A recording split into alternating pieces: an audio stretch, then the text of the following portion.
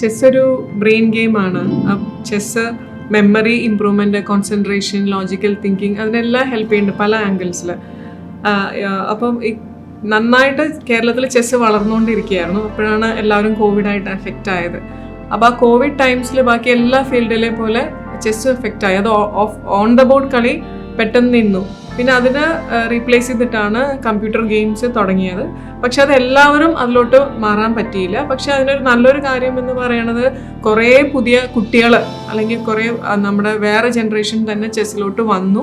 കുറേ പുതിയ നക്ഷത്രങ്ങൾ ഉദിച്ചു വന്നു എന്ന് തന്നെ പറയാം ചെസ്സിൽ. പക്ഷേ ഒരു വലിയൊരു സോഷ്യൽ അതിലൊരു പ്രശ്നമുള്ളത് നമ്മുടെ സീനിയേഴ്സ്, ഒരു ഏജ് ആയിട്ടുള്ള ആൾക്കാർ പെട്ടെന്ന് ആ ഒരു സ്ട്രീമിൽ നിന്ന് മാറിപ്പോയി. പക്ഷെ അതൊന്നും ചെയ്യാൻ പറ്റില്ല. പക്ഷെ ആഫ്റ്റർ കോവിഡ് കുറേ എഫേർട്സ് നമ്മൾ എടുത്തിട്ടുണ്ട്. ആ നമ്മുടെ സോഷ്യൽ ഇൻക്ലൂഷൻ അതും ഒരു അക്കാഡമിയുടെ ഒരു കൺസെപ്റ്റാണ്. അപ്പോൾ എല്ലാവരും ഒന്നിച്ച് കൊണ്ടുവരിക. കുട്ടികൾ കമ്പ്യൂട്ടറിലോട്ട് ഒരുപാട് അഡിക്റ്റ് ആയിപ്പോയി. അപ്പോൾ അതിന് നമുക്ക് കുട്ടികളെ തിരിച്ച് കൊണ്ടുവരണം.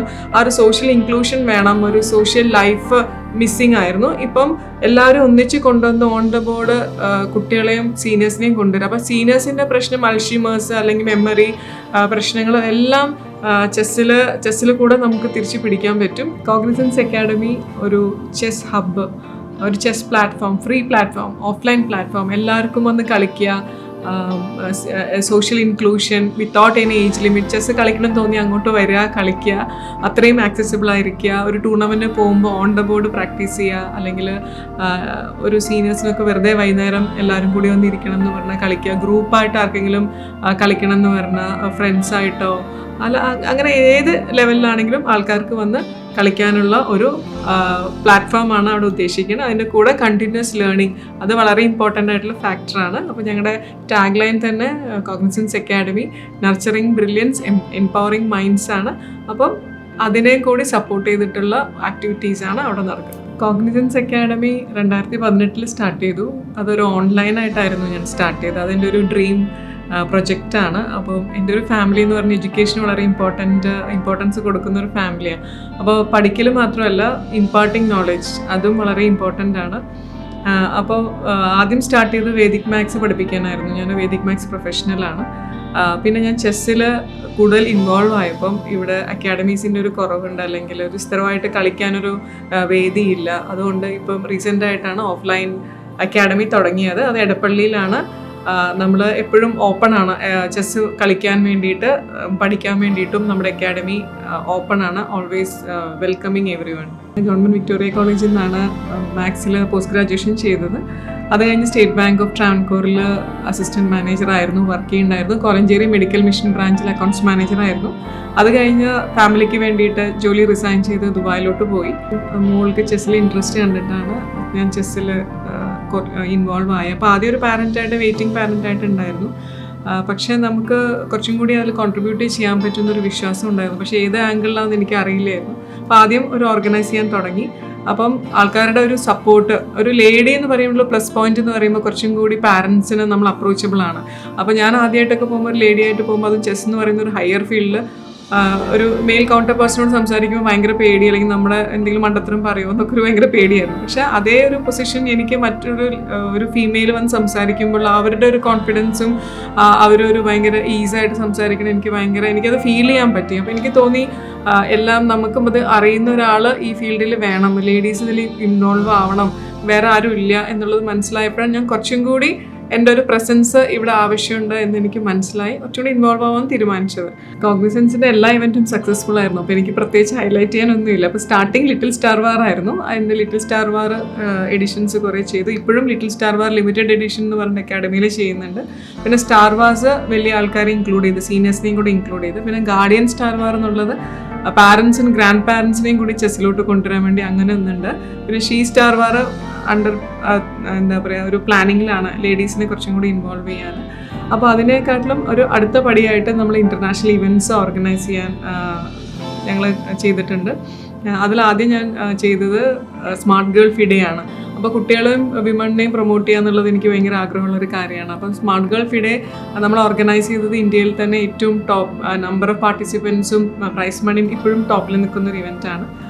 അതിൻ്റെ കൂടെ ഔട്ട്സൈഡ് ആൾക്കാരുമായിട്ട് അല്ലെങ്കിൽ ഔട്ട്സൈഡ് കമ്മ്യൂണിറ്റി ആയിട്ട് കണക്ട് ചെയ്തിട്ട് ഓർഗനൈസ് ചെയ്ത ഇവൻ്റ് ആണ് ഒന്ന് royal gambit. Recently last year Rajagiri ആയിട്ടും ഞാൻ റൊട്ടേറിയൻ ആണ്, ഞങ്ങൾ റോട്ടറി കൊച്ചിൻ റോയൽസുമായിട്ട് നമ്മൾ വലിയൊരു ഇവൻറ്റ് നടത്തി. അത് ഭയങ്കര റെക്കോർഡ് ഇവൻ്റ് ആണ്. അതുപോലെ കോഗ്നിസൻസിൻ്റെ വലിയൊരു ഇവൻ്റ് ആണ് Baiju star was international federated event. Biggest event ആയിരുന്നു, 20 lakhs പ്രൈസ് മണി. ലുലുവിലും സെൻട്രൽ സ്ക്വയർ മോളിലും ആയിരുന്നു. അത് ഭയങ്കര എന്താ പറയുക, ഒരു സൂപ്പർ ഒരു ബെഞ്ച് മാർക്കായിരുന്നു കേരളത്തിൽ തന്നെ. അതിപ്പോഴും ആൾക്കാർ ചോദിക്കുന്നുണ്ട് എപ്പോഴും നെക്സ്റ്റ് ഇവൻറ്റ്. പിന്നെ ഒരു വ്യത്യാസമായിട്ട് ഒരു ഇവൻറ്റ് ഓർഗനൈസ് ചെയ്യാൻ പറ്റിയത് പോത്തീസുമായിട്ട്, കലൂരിലെ പോത്തീസുമായിട്ട് 2 വർഷമായിട്ട് നമ്മൾ ഇവൻറ്റ് ഓർഗനൈസ് ചെയ്യുന്നുണ്ട്. അതിൻ്റെ പ്രത്യേകത എന്തെന്ന് വെച്ച് കഴിഞ്ഞാൽ ക്ലോസ്ഡ് അറ്റ്മോസ്ഫിയർ. നോർമലി ഒരു ചെസ് ഇവൻറ്റ് എന്ന് പറയുന്ന ഒരു ക്ലോസ്ഡ് എൻവയൺമെൻറ്റിലാണ്. പക്ഷേ പോത്തീസിൽ നമ്മൾ ലൈവായിട്ട് 4 ഫ്ലോറിലായിട്ടാണ് നമ്മൾ ടൂർണമെൻറ്റ് അറേഞ്ച് ചെയ്യുന്നത്. അതിൻ്റെ മെയിനായിട്ടുള്ളൊരു കാര്യം അല്ലെങ്കിൽ അതിൻ്റെ പോയിന്റ് എന്താണെന്ന് വെച്ച് കഴിഞ്ഞാൽ ചെസ്സ് ആൾക്കാരിലോട്ട് എത്തിക്കുക. എന്താണ് chess, behind the close doors എന്താ ചെസ് എന്ന് നോർമൽ ആൾക്കാർക്ക് മനസ്സിലാവില്ല എന്താ അവിടെ നടക്കണമെന്ന്. പക്ഷെ അത് ആൾക്കാരിലോട്ട് ഇറങ്ങി ചെല്ലുക, അല്ലെങ്കിൽ ഒരു സോഷ്യലി അതിന് കുറച്ചും കൂടി ഒരു ആക്സെപ്റ്റൻസ് ഉണ്ടാവുക, മെയിനായിട്ടൊരു സ്പോൺസർഷിപ്സ് വരിക. അതൊക്കെയാണ് എൻ്റെ ഒരു ഉദ്ദേശം. അങ്ങനെ ആൾക്കാരിലോട്ട് വന്നാൽ മാത്രമേ നമുക്ക് അതിലേക്ക് കൂടുതൽ സപ്പോർട്ട് ഗവൺമെൻറ് ആണെങ്കിലും കമ്പനീസ് ആണെങ്കിലും നമ്മളെ സപ്പോർട്ട് ചെയ്യുക. അത് വളരെ ആവശ്യമുള്ളൊരു കാര്യമാണ്. അപ്പം ലൈവായിട്ട് ടൂർണമെൻറ്റ് നടക്കുകയും ചെയ്യും, അതിന് ചുറ്റും ഷോപ്പിങ്ങും നടക്കും. അത് വളരെ ഒരു മനോഹരമായ ഒരു കോൺസെപ്റ്റാണ്. അത് വളരെ ഭംഗിയായിട്ട് തന്നെ അവരുടെ മാനേജ്മെൻറ്റും നമുക്കും വളരെ നന്നായിട്ട് നടത്താൻ പറ്റി. അത് ഇന്ത്യയിലോ തന്നെ ആദ്യമായിട്ടാണ്, വേൾഡിലും എനിക്ക് അറിഞ്ഞുകൂടാ, അതുവരെ അങ്ങനെ കേട്ടിട്ടില്ല അത്രയും ലൈവായിട്ടൊരു പ്ലാറ്റ്ഫോമിൽ ചെസ്സ് നടക്കുക എന്നുള്ളത്. ഈ വർഷം അതിൻ്റെ ഒരു പ്ലാനിങ് ഉണ്ട്. ഇതിൻ്റെ കൂടെ തന്നെ വളരെ സന്തോഷമുള്ളൊരു കാര്യം എന്ന് വെച്ച് കഴിഞ്ഞാൽ വേൾഡ് ചെസ് ഒളിമ്പ്യാഡ് നമ്മുടെ ഇന്ത്യയിൽ ആദ്യമായിട്ട് വന്നപ്പോൾ, ചെന്നൈയിൽ വന്നപ്പം അതിൽ പാർട്ടിസിപ്പേറ്റ് ചെയ്യാൻ പറ്റി. അതിൽ കേരളത്തിൽ തന്നെ ഞാൻ മാത്രം ലേഡിയായിട്ട് ഒഫീഷ്യേറ്റ് ചെയ്തിട്ടുള്ളൂ. അത് വളരെ ഒരു നല്ലൊരു എക്സ്പീരിയൻസ് ആയിരുന്നു. പോത്തീസിൻ്റെ ലൈവ് ഇവൻറ്റ് നടന്നപ്പോൾ നമുക്ക് ആൾക്കാരിലേക്ക് ചെസ്സ് എത്തിയതിൻ്റെ വേറൊരു എന്താ പറയുക എക്സാമ്പിൾ എന്ന് പറയുന്നത് ഫോറം മോളിലും റിക്വസ്റ്റ് വന്നു അവിടെ ചെസ്സ് നടത്തണം എന്ന് പറഞ്ഞിട്ട്. ഇപ്പോൾ റീസെൻ്റ്ലി 2 months ബിഫോർ കോഗ്നിസൻസും കൂടി ചേർന്ന് ഫോറം ചെസ് വീസ് എന്ന് പറഞ്ഞിട്ട് നമ്മൾ അവരുടെ ഒരു ഓപ്പൺ പ്ലാറ്റ്ഫോം അല്ലെങ്കിൽ അവരുടെ കയറി വരുന്ന ഒരു ആട്രിയത്തിൽ നമ്മൾ ചെസ്സ് നടത്തി. അത് വളരെ നല്ല റെസ്പോൺസ് ആയിരുന്നു. കൊച്ചിൻ മെട്രോ കുറേ ഇവൻറ്റ്സ് അവരുടെ ഒരു സ്പെഷ്യാലിറ്റി ആയിട്ട് നടത്തിയതിൽ ചെസ്സും കൂടി ഉണ്ടായിരുന്നു. അപ്പം അത് വൈറ്റില ഹബിൽ നടത്താനുള്ള ഓപ്പർച്യൂണിറ്റിയും കൂടി കിട്ടി. അത് വളരെ നല്ലൊരു ഇവൻ്റ് ആയിരുന്നു കുട്ടികൾക്ക് വേണ്ടിയിട്ട്. ഞാൻ കണ്ടിന്യൂസ് ആയിട്ട് ഒരു ലേണറാണ്. അതിൻ്റെ കൂടെ നമ്മൾ പഠിക്കുന്നതും നമ്മുടെ നോളേജും അടുത്ത ജനറേഷൻ അല്ലെങ്കിൽ കൂടെ മറ്റുള്ളവരിലേക്ക് പകർന്നു കൊടുക്കുക എന്നുള്ളതും കൂടി ഒരു വലിയ ഒരു മിഷനും വിഷനുമാണ് എൻ്റെ.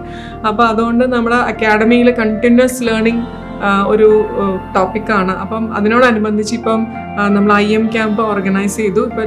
ഇപ്പോൾ കഴിഞ്ഞുള്ളൂ 8 to 12 April 8 to 12 ആയിരുന്നു അക്കാഡമിയിൽ ഉണ്ടായിരുന്നു. വളരെ നല്ല പാർട്ടിസിപ്പേഷൻ ആയിരുന്നു. മോർ ദാൻ 40 സ്റ്റുഡൻസ് ഉണ്ടായിരുന്നു. അപ്പം ഇത് IM ക്യാമ്പ് എന്ന് പറയുന്ന പെട്ടെന്ന് ഓർഗനൈസ് ചെയ്യാൻ പറ്റില്ല, കാരണം IM വരണം, അവരുടെ ഡേറ്റ്സ് മാച്ച് ആണോ. അപ്പോൾ കേരളത്തിൽ ഇപ്പം ആരും ഓർഗനൈസ് ചെയ്തിട്ടില്ല. അപ്പോൾ അതിൻ്റെ ഒരു നമ്മൾക്ക് ഭയങ്കര ഒരു എന്താ പറയുക ഒരു പ്രൗഡ് മൊമെൻറ്റും കൂടിയാണ്. എല്ലാം സെറ്റായി ദൈവാനുഗ്രഹത്തോടെ എല്ലാം നന്നായി നടന്നു. അത് കുട്ടികളെ സാധാരണ കളിക്കുന്ന ആ ലെവലിൽ നിന്ന് ഒരു ഹയർ ഗ്രേഡ് അല്ലെങ്കിൽ ഒരു അപ്ഗ്രഡേഷനും കൂടിയാണ് ആ ഒരു കോച്ചിങ് കൊണ്ട് നമ്മൾ ഉദ്ദേശിക്കുന്നതും അതുതന്നെയാണ് നമ്മൾ നടക്കുന്നതും. കുട്ടികളിന് അടുത്ത ഒരു പാർട്ടിസിപ്പേഷന് പോകുമ്പോൾ അവരുടെ ലെവൽ ഓഫ് തിങ്കിങ് അല്ലെങ്കിൽ ഒരു പ്ലേയിങ് എല്ലാം ഒരു നെക്സ്റ്റ് ലെവലിലേക്ക് മാറിയിട്ടുണ്ടാവും. ചെസ്സ് കൂടാതെ എനിക്ക് താല്പര്യമുള്ള വിഷയങ്ങളാണ് വേദിക് മാത്സും പബ്ലിക് സ്പീക്കിങ്ങും. വേദിക് മാത്സിൽ ഇൻട്രൊഡ്യൂസ് ആയത് ബാങ്ക് എക്സാമിന് പ്രിപ്പയർ ചെയ്യാനായിരുന്നു. അത് എന്നെ ബാങ്കിങ് ഫീൽഡിലേക്ക് അല്ലെങ്കിൽ എനിക്ക് സ്റ്റേറ്റ് ബാങ്കിൽ ജോലി കിട്ടാൻ ഒരുപാട് ഹെൽപ്പ് ചെയ്തിട്ടുണ്ട് ആ ഒരു ടെസ്റ്റ് പാസ്സാവാൻ. അപ്പോൾ 10-20 വർഷം മുമ്പുള്ള ഒരു കാര്യമായിരുന്നു. പക്ഷേ ഇപ്പോഴും അതിൻ്റെ ഇമ്പോർട്ടൻസ് ഒരിക്കലും കുറഞ്ഞിട്ടില്ല എന്നുള്ളതാണ് സർപ്രൈസിങ്. അപ്പോൾ അത് കൂടുതൽ ആൾക്കാരിലേക്ക് എത്തിക്കുക എന്നുള്ളത് കൂടി എൻ്റെ ഒരു വിഷനാണ്. അപ്പോൾ അതുകൊണ്ടാണ് അതിൻ്റെ സർട്ടിഫൈഡ് പ്രോഗ്രാംസ് തുടങ്ങിയത്. Indian institute of Vedic maths and അബാക്കസിൻ്റെ ഗവൺമെൻറ് സർട്ടിഫൈഡ് TTCയും കുട്ടികളുടെ കോഴ്സും നടത്തുന്നുണ്ട്. പബ്ലിക് സ്പീക്കിംഗ് ഒരു വളരെ ഇമ്പോർട്ടൻ്റ് ആയിട്ടുള്ള ലൈഫ് സ്കില്ലാണ്. അപ്പോൾ അത് കൂടുതൽ ആൾക്കാരിലേക്ക് എത്തിക്കുക, അതിലേക്ക് ആൾക്കാരെ കൊണ്ടുവരിക, അവർക്ക് ട്രെയിനിങ് കൊടുക്കുക എന്നുള്ളതും കൂടി നമ്മൾ അക്കാഡമിയിൽ കൂടെ ചെയ്യുന്നുണ്ട്. ആസ് എ ലേഡി നമുക്ക് ഡയറക്റ്റായിട്ട് പെട്ടെന്ന് നമ്മളൊരു പാഷൻ ഫോളോ ചെയ്യാൻ പറ്റില്ല. കാരണം നമുക്ക് വീട്ടിൽ ഒരുപാട് ഉത്തരവാദിത്തങ്ങളുണ്ട്, കുട്ടികൾ, ഫാമിലി, വീട്ടിലെല്ലാം ഡെയിലി റുട്ടീനായിട്ടുള്ള ആക്ടിവിറ്റീസ് ഉണ്ട്. അപ്പം നമ്മൾ തന്നെ എല്ലാം മാനേജ് ചെയ്യണം. അത് കഴിഞ്ഞിട്ട് വേണം നമുക്ക് വേണ്ടിയിട്ടുള്ള ടൈം കണ്ടുപിടിക്കണം. അപ്പോൾ നമുക്കൊരു 10 to 5 ജോബല്ല, 24/7 മൈൻഡ് എപ്പോഴും വർക്കിംഗ് ആണ്. വീട്ടിലത്തെ കാര്യം മാനേജ് ചെയ്യണം, അത് പ്രോപ്പറായിട്ട് വീട്ടിൽ ഈവൻ ഫുഡിൻ്റെ മെനു വരെ പ്ലാൻ ചെയ്തിട്ട് ബ്രേക്ക്ഫാസ്റ്റ്, ലഞ്ച്, ഡിന്നർ എല്ലാം പ്ലാൻ ചെയ്യണം. അത് കഴിഞ്ഞിട്ടാണ് നമുക്ക് കോൾസ് വരും, അറ്റൻഡ് ചെയ്യണം, അക്കാഡമി എങ്ങനെയാണ് റൺ ചെയ്യണം നോക്കണം. അതിൻ്റെ കൂടെയാണ് ഓർഗനൈസിങ്ങിൻ്റെ പാർട്ട് വരുമ്പോൾ ഫുൾ ടൈം ബിസി ആയിരിക്കും. അപ്പോൾ ഒരുപാട് ചാലഞ്ചസ് ഉണ്ട്. അതിൻ്റെ കൂടെ ആൾക്കാരിലും പീപ്പിൾ മാനേജ്മെൻറ്റ് പ്രശ്നം വരും. പക്ഷെ ഫാമിലി ഒരുപാട് സപ്പോർട്ടീവാണ്. ഹസ്ബൻഡ് രാകേഷ് ആണെങ്കിലും എനിക്ക് 2 കുട്ടികളാണ്, ലക്ഷ്മിയും അനയും. അവരും ആദ്യമൊക്കെ എല്ലാവർക്കും അഡ്ജസ്റ്റ്മെൻറ്റ് പ്രോബ്ലം ആയിരുന്നു. പക്ഷെ നമ്മുടെ ആ ഒരു സ്ട്രീമിൽ വന്നപ്പോഴും എൻ്റെ ഒരു സ്ട്രഗിൾസ് കാണുമ്പോഴും അവർ 100% കൂടെയുണ്ട്. ഒരു ഫാമിലിയുടെ സപ്പോർട്ടിലാണ്. നമുക്ക് ഒരു ലേഡിക്ക് മനസ്സമാധാനം വേണം, ഫസ്റ്റ് സമാധാനം വേണ്ട ഫാമിലി എന്നാണ്. അങ്ങനെ ഒരു ഫാമിലി സന്തോഷവും സമാധാനവും ഉണ്ടെങ്കിൽ മാത്രമേ നമുക്ക് അടുത്ത സ്റ്റെപ്പിലേക്ക് ഫുള്ളി ഇൻവോൾവ് ആയിട്ട് പോകാൻ പറ്റുള്ളൂ. അങ്ങനെ ഒരുപാട് സ്ട്രഗിൾസ് ഉണ്ടായിരുന്നു. പക്ഷേ ഇപ്പോൾ ഒരു ട്രാക്കിലേക്ക് ഞാൻ വന്നിട്ടുണ്ട്. അതിൻ്റെ ഒരു റിഫ്ലക്ഷൻ എൻ്റെ വർക്കിലാണെങ്കിലും കാണാം. പക്ഷെ സ്റ്റാർട്ട് ചെയ്യുമ്പോൾ, ഓർഗനൈസിങ്ങിൽ സ്റ്റാർട്ട് ചെയ്യുമ്പോൾ പുതിയൊരു സംഭവമായിരുന്നു.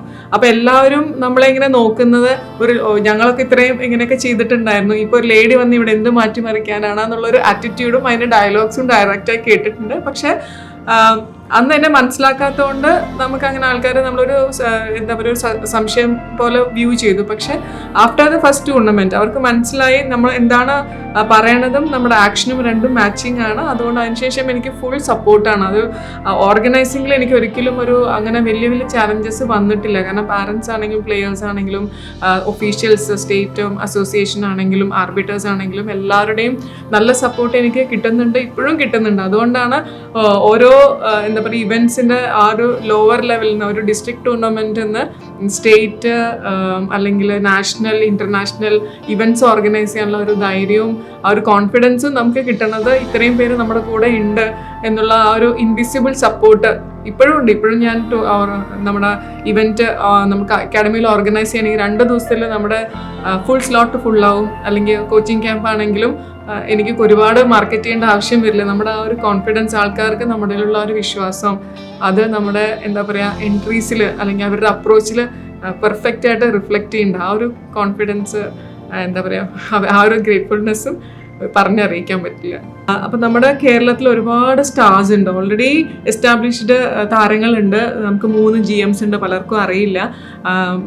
GN ഗോപാൽ ആലുവയിൽ തന്നെ ഉണ്ട്, എറണാകുളത്ത് നിന്നുണ്ട്. നിഹാൽ സരൻ ഉണ്ട് തൃശ്ശൂരിൽ നിന്ന്, ട്രിവാൻഡ്രം SL നാരായണൻ ഉണ്ട്. ഇവരെല്ലാം നമ്മുടെ ഗ്രാൻഡ് മാസ്റ്റേഴ്സ്, എല്ലാവർക്കും ഒരു റോൾ മോഡൽസ് ആണ്. അതുപോലെ തന്നെ നമുക്ക് WIM ഉണ്ട്, നിമ്മി ജോർജ് ഭാരത്മാത കോളേജിലെ ലെക്ചറാണ്. അപ്പം പറയാൻ ഉദ്ദേശിച്ചത് ഓൾറെഡി എസ്റ്റാബ്ലിഷ്ഡ് താരങ്ങളുണ്ട്. അതിൻ്റെ കൂടെ തന്നെ വളർന്നു വരുന്ന ലിറ്റിൽ സ്റ്റാർസ് ഉണ്ട് കേരളത്തിൽ തന്നെ. ദിവി വിജേഷ്, സയാൻ, അനുപം, ശ്രീകുമാർ, അങ്ങനെ കുറേ കുട്ടികൾ പേരെടുത്താൽ പറയാൻ ഒരുപാട് പേരുണ്ട്. അപ്പോൾ ഇപ്പോൾ അവർ നാഷണൽ ഇൻ്റർനാഷണൽ ലെവലിൽ പെർഫോം ചെയ്യുന്നുണ്ട്.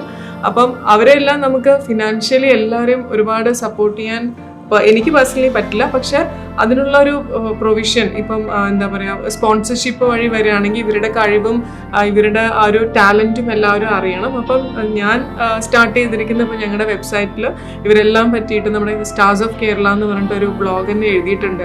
അപ്പോൾ നമ്മുടെ സ്റ്റാർസ് എന്ന് പറഞ്ഞു കഴിഞ്ഞാൽ ചെസ് പ്ലേയേഴ്സ് മാത്രമല്ല, ആർബിറ്റേഴ്സ് ഉണ്ട്, വേറെ ഒഫീഷ്യൽസ് ഉണ്ട്, അവരെല്ലാം ഞാൻ മെൻഷൻ ചെയ്തിട്ടുണ്ട്. അപ്പം അങ്ങനെ അവർ തന്നെ നമ്മുടെ പ്ലേയേഴ്സ് തന്നെ പറയും. സഫിന് ഒരു ദുബായിലുള്ളൊരു നല്ലൊരു പ്ലെയറാണ്, അപ്കമിങ് സ്റ്റാറാണ്. അപ്പോൾ അവരൊക്കെ പറയും അവരുടെ ആ ഒരു അച്ചീവ്മെൻറ്റ്സ് നമ്മുടെ ബ്ലോഗിൽ റിഫ്ലക്റ്റ് ചെയ്യുമ്പം അവർക്കൊരു 1 point എന്താ പറയുക ഒരു റെഫറൻസ് ആണ്. ആരോടെങ്കിലും പറയുമ്പോഴും അവരുടെ ഫുൾ അച്ചീവ്മെൻറ്റ്സ് അവർക്ക് ജസ്റ്റ് കോട്ട് ചെയ്യുകയാണെന്ന് പറഞ്ഞാൽ എവിടെയാണെങ്കിലും വേൾഡിൽ എവിടെയാണെങ്കിലും ജസ്റ്റ് റെഫറൻസ് കണ്ടു കഴിഞ്ഞാൽ ഒരൊറ്റ ക്യാപ്സ്യൂളിൽ അവരുടെ ഫുൾ അച്ചീവ്മെൻറ്റ്സ് നമ്മൾ അവർക്ക് ഹൈലൈറ്റ് ചെയ്യാൻ പറ്റും. അത് വളരെ നല്ല കാര്യമാണ്. ദിസ് ഇസ് ഒരു സ്റ്റാർട്ടിങ് പോയിന്റ് ആണ്. അപ്പം കൂടുതൽ ആൾക്കാർ ഒരു ചെസ്സിൽ സ്പോൺസർഷിപ്സ് വളരെ കുറവാണ്. അപ്പം ഞാൻ ആഗ്രഹിച്ചത് നമ്മൾ നന്നായിട്ട് എസ്റ്റാബ്ലിഷ് ചെയ്ത് നമുക്ക് നമ്മുടെ താരങ്ങളെ ഒരു ചെറിയ രീതിയിലോ എങ്കിലും സ്റ്റാർട്ടിങ്ങിൽ ഒന്ന് ഫിനാൻഷ്യലി സപ്പോർട്ട് ചെയ്യണം. അതിനുള്ളൊരു എഫേർട്ടും കൂടിയാണ് ഞാൻ എടുക്കുന്നത്.